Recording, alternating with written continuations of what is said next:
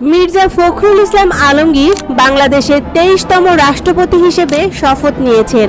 21 August 2026 শুক্রবার সন্ধ্যা 7:30টায় বঙ্গভবনের দরবার হলে অনুষ্ঠিত হয় শপথ গ্রহণ অনুষ্ঠান। জাতীয় সংসদের ভারপ্রাপ্ত স্পিকার ব্যারিস্টার কায়সার কামাল নবনির্বাচিত রাষ্ট্রপতিকে শপথ বাক্য পাঠ করান।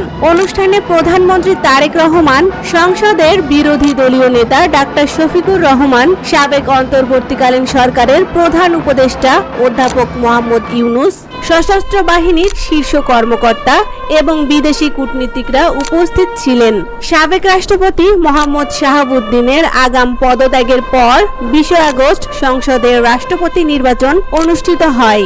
এতে মির্জা ফখরুল ইসলাম আলমগীর 255 ভোট পেয়ে বিজয়ী হন। তার প্রতিদ্বন্দ্বী অবসরপ্রাপ্ত কর্নেল অলি আহমেদ পান 88 ভোট। শপথের পর বঙ্গভবনে দায়িত্বভার গ্রহণ করেন নতুন রাষ্ট্রপতি। পরে মন্ত্রিসভার নতুন 4 মন্ত্রী ও 2 প্রতিমন্ত্রীর শপথ বাক্য পাঠ করান তিনি।